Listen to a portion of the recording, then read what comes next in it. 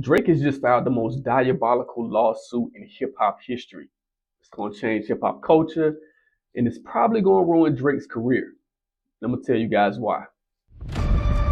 Trap music history expert A.R. Shaw. A.R. Shaw. A.R. Shaw. A.R. Shaw. A.R. Shaw. A.R. Shaw, author of Trap History, Atlantic Culture, and the Global Impact of Trap Music. Welcome to the channel. Welcome to the channel. This is A.R. Shaw, A.R. Shaw TV. For those who don't know, I have over a decade of experience covering culture, hip hop, politics, sports, anything that you can name. Check out my book, Trap History, which is the first book that details the history of trap music and Atlanta culture. Like, subscribe, AR Shaw TV.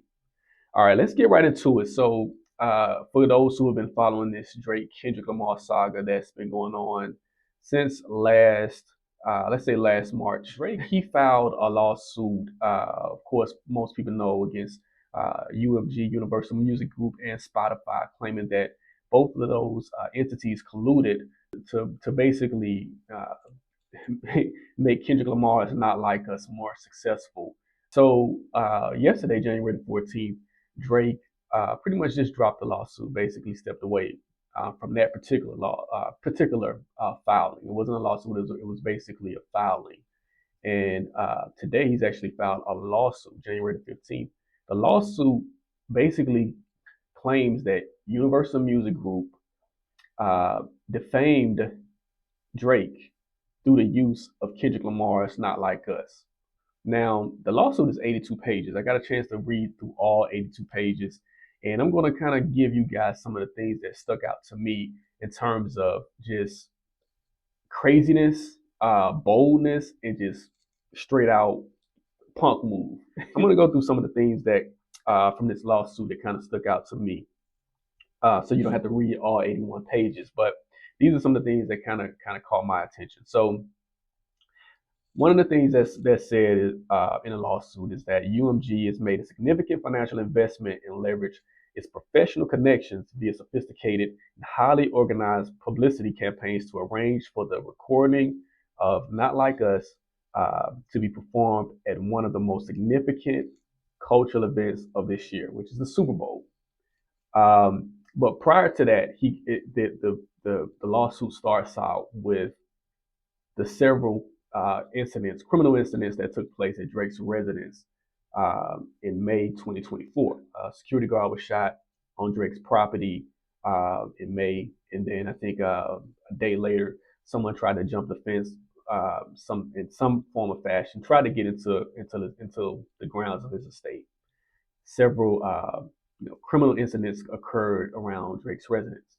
And so what this lawsuit is basically trying to do is trying to connect uh, those criminal acts to Not Like Us. And it's basically saying that what Kendrick did was Not Like Us. And in this lawsuit, Drake claims that Kendrick defamed him by saying that he was a PDF file, that he messed with little kids. And so this lawsuit, Drake's lawyers are saying that because Kendrick said those words about Drake, that people began to wanted to incite violence against him. So I'm just going to go through this whole thing.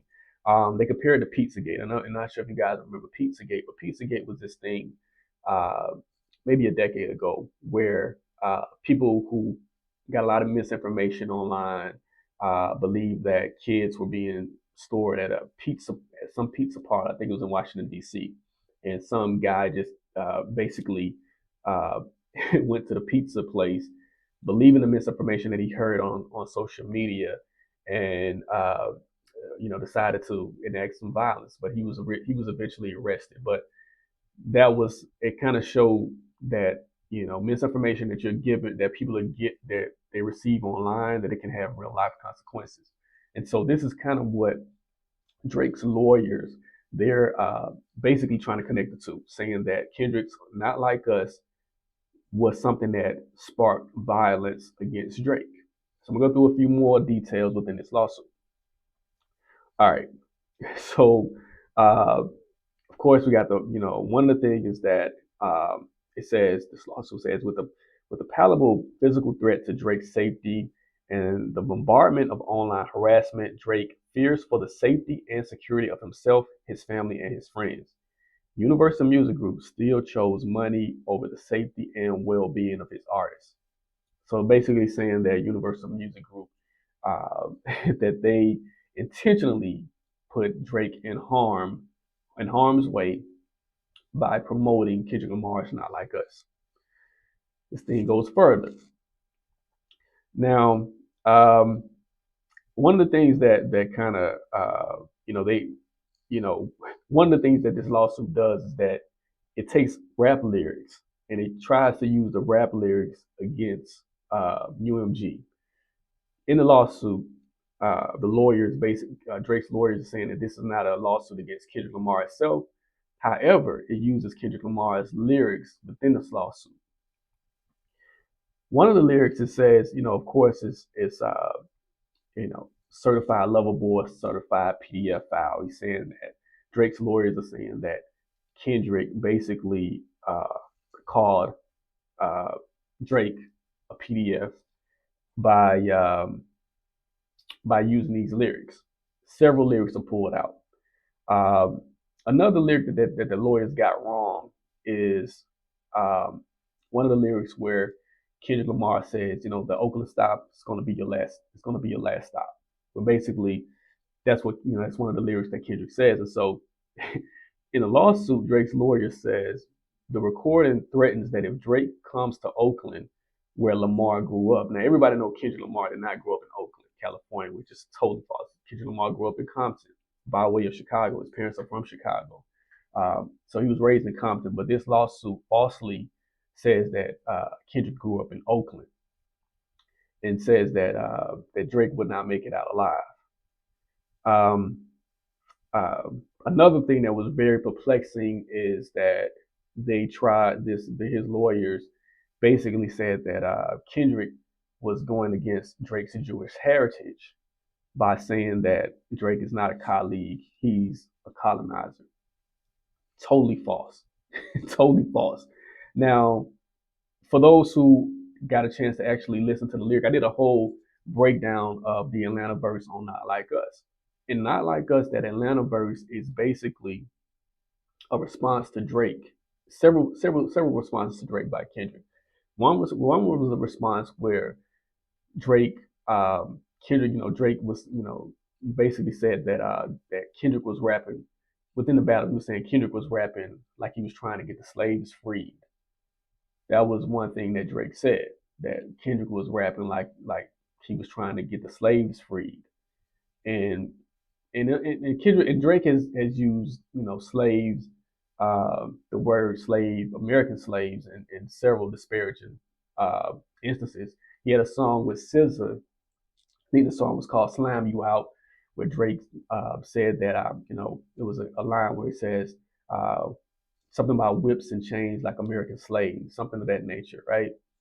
Another thing was Kendrick was hinting at Drake being a colonizer was that his use of the N word, of course, in Euphoria, Kendrick says he doesn't want you to say the N word. He told Drake that he don't want him to say the N word anymore.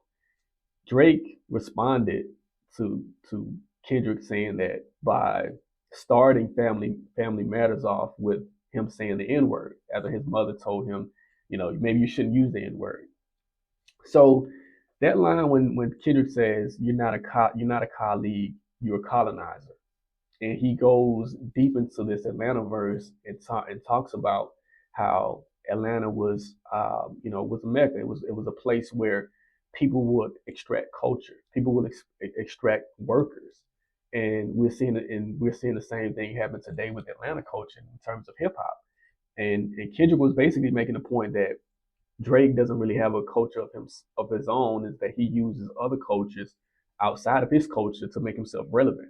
When he goes to Atlanta, he wants to stand next to Future, he wants to stand next to 21, he wants to stand next to Lil Baby, he wants to stand next to all these rappers who can kind of give him a credibility that he really doesn't own per se, that he didn't really grow up in, right? So I think that was just like one of the most, to me, was one of the most, that was one of the most diabolical moves within this lawsuit, is that he claimed that Kendrick was going after Drake's the lawyers claimed that Kendrick was going after Drake's Jewish heritage with Not Like Us, and I would say that's further from the truth. I think being someone who studied hip hop, who's covered hip hop for over a decade, I could tell you through the use of Kendrick's lyrics, it wasn't about Drake's Jewish heritage. It was more about Drake not being connected to Black culture in a way, and his disrespect for Black culture and his disrespect for hip hop culture, in a sense. Um, and so it goes on, and the basics of this lawsuit is again that Drake is claiming that UMG uh, favored Kendrick because they wanted to sign Kendrick to a long-term deal. Of course, if you guys have been following Kendrick, he left TDE after his 5 albums, and he was basically a free agent. And Universal Music Group, they gave him a short-term deal, I think, in 2024, in the beginning of 2024, and basically trying to, Universal Music Group wanted to keep Kendrick under his umbrella, but Kendrick could have went anywhere. He could have went to any other majors, and did his thing from an independent standpoint. But this lawsuit claims that Universal Music Group wanted to do everything in its power to keep Kendrick in house, keep Kendrick under the Universal Music Group umbrella. Um, there's several things that's that kind of just that's very perplexing about this entire thing. Of course, we've seen, I've talked about, like, Drake's um, not really understanding the nuances of what's true hip hop. To me, he's an actor, and we've like covered it. Not saying that he doesn't make good music, he doesn't make great music. He has hits. I've gone to several Drake's concerts, very enjoyable. I think Drake has put a lot of people on in a lot of ways, but the heart, the essence of Drake is he's a guy from Canada who's an actor, and his biggest role was Drake.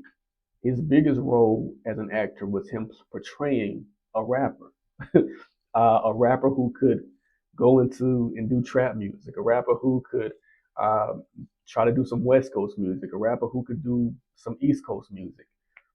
Drake has always presented himself like a chameleon, and he's a decent songwriter. He comes from a great pedigree. His uncle is Larry Graham, someone who's worked with some of the biggest musicians in music history. Worked with Prince and so many great giants. And so he has a music legacy in the sense of the connection to his father. And this lawsuit proves it. This lawsuit proves that he was just basically using using hip hop as a way to gain success in a lot of ways. And yeah, it's just amazing that this thing has gotten this far, this gone this far. And so with this lawsuit, I think what's going to happen is I think he wants to prevent Kendrick from performing Not Like Us at the Super Bowl, which is from now, it's like a couple of weeks away. I plan on being in New Orleans for the Super Bowl. I will be inside of the Super Bowl and capturing that moment that Kendrick performs his halftime show. Not sure if he's going to perform Not Like Us, but I think this is what this lawsuit is trying to do. It's trying to prevent Kendrick from performing Not Like Us at the Super Bowl. And again, it's just, to me, this is very perplexing. And Drake engaged in battle, and he had lyrics that were defamatory as well. He claimed that Kendrick beat his wife. He claimed that Kendrick's child wasn't his. I mean, he said a lot of damaging things towards Kendrick and his family during this hip hop battle. He's done a lot of things that's very, shady. I mean, but it was in the midst of the battle. I mean, in the midst of the battle, people are throwing stones at each other, and they're trying to land the biggest uh, left hook. They're trying to eliminate that next person. So my whole thing is really like trying to figure out what is Drake's end goal with this whole thing. To me, like I said, it's the most diabolical lawsuit in the hip hop history because we never thought that someone would take a rap battle, get beat in a rap battle after basically begging another rapper to engage in this rap battle, say defamatory things about this rapper in this rap battle, and then turn around and then file a lawsuit. I think this is the end of Drake's career in terms of his credibility of hip hop culture. I think people will still, they will still, some artists will connect with him because he still has a large base, and he's going out sad. Like this is really a sad moment for somebody who is considered to be one of the top selling artists of this generation. Just pretty much it's sad to see him go out like this. But we're gonna see how things go.